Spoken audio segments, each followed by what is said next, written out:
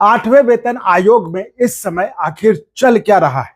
आखिर इस वक्त आयोग की टेबल पर कौन सा विषय है जिस पर चर्चा हो रही है? और सबसे बड़ा सवाल, क्या अब वेतन के बाद बारी पेंशन की आ गई है? साथियों, आज की इस वीडियो को बहुत ध्यान से देखिएगा, क्योंकि आज जो मैं आपको बताने वाला हूं वो कोई इधर उधर की खबर नहीं, बल्कि आठवां वेतन आयोग इस वक्त वास्तव में किस विषय पर काम कर रहा है इसके बारे में बताऊंगा मैं आपको। कुछ दिन पहले मैंने आपको बताया था कि आठवें वेतन आयोग ने अलग अलग मंत्रालयों और सरकारी विभागों से बड़े पैमाने पर जानकारी जुटानी शुरू कर दी है। उस समय आयोग जानना चाहता था कि सरकार पर कर्मचारियों का कुल खर्च कितना है, आय कितनी है, व्यय कितना है और भविष्य में वित्तीय बोझ कितना बढ़ सकता है, और कुल मिलाकर सरकार की आर्थिक तस्वीर क्या कहती है। क्योंकि बिना पूरी तस्वीर देखे कोई भी वेतन आयोग यह तय नहीं कर सकता कि कर्मचारियों को कितना लाभ देना व्यवहारिक होगा। लेकिन अब कहानी अगले चरण में पहुंच चुकी है, और आज जो जानकारी सामने आई है वह सीधे सीधे लाखों कर्मचारियों और करोड़ों पेंशनर्स से जुड़ी हुई है।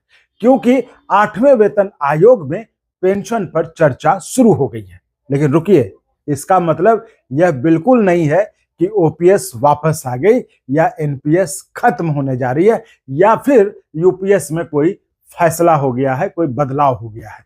देखिए साथियों, अंगवानी कभी भी सिर्फ वीडियो बनाने के लिए वीडियो नहीं बनाता है। हमारा वादा हमेशा से रहा है कि जो है वही बताएंगे, ना उससे ज्यादा ना उससे कम।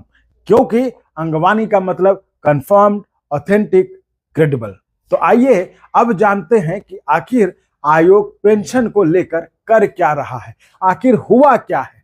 तो साथियों, आठवें वेतन आयोग ने अब सरकारी मंत्रालयों और विभागों से पेंशन से जुड़ा विस्तृत डेटा मांगना शुरू कर दिया है। यानी इसका मतलब यह हुआ कि अब आयोग यह समझना चाहता है कि देश में पेंशन की वास्तविक तस्वीर क्या है।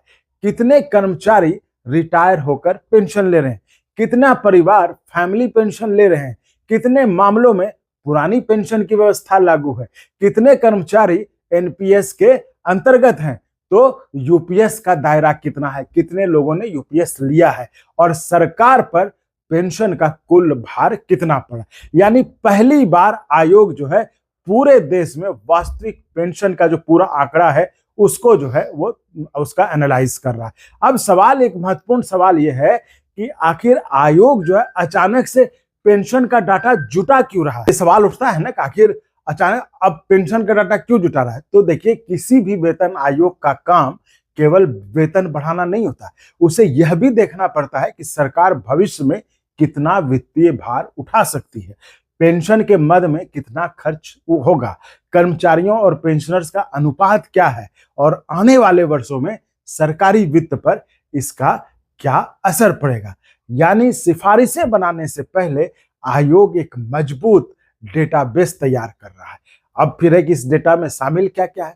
तो जो रिपोर्ट है उसके अनुसार आयोग जिन प्रमुख जानकारियों का अध्ययन कर रहा है उनमें शामिल है सामान्य सेवानिवृत्ति वाले पेंशनर, फैमिली पेंशन, ओपीएस के अंतर्गत आने वाले पेंशन, एनपीएस से जुड़े कर्मचारी, यूपीएस से संबंधित आंकड़े, वीआरएस कितने लोगों ने लिया है या वीआरएस में क्या स्थिति है, और विशेष श्रेणी के जो पेंशन के बहुत सारे हैं, जो बहुत तरह के पेंशन होते हैं पूरे देश भर में, तो उसको लेकर तो आयोग सिर्फ संख्या नहीं देख रहा है, बल्कि पूरी जो पेंशन का जो सिस्टम है, जो पूरी पेंशन व्यवस्था है देश में, उसको समझने की कोशिश कर रहा है। अब सवाल है कि क्या इससे ओपीएस एनपीएस पर कोई असर पड़ेगा।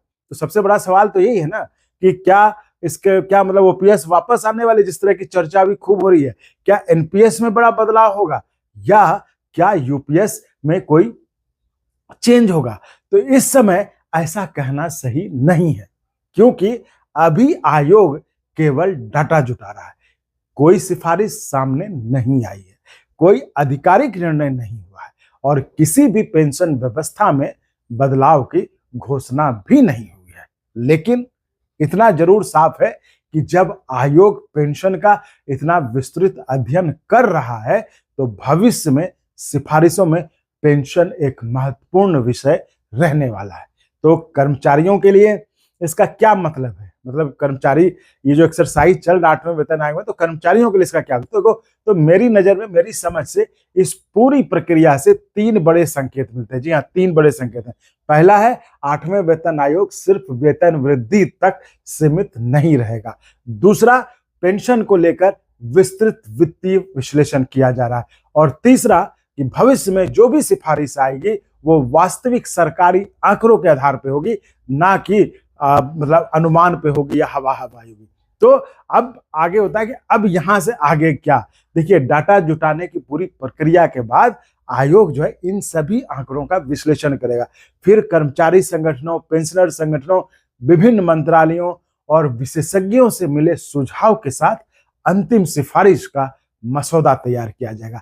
यानी प्रक्रिया अभी जारी है और आने वाले महीनों में कई महत्वपूर्ण अपडेट देखने को मिल सकते हैं।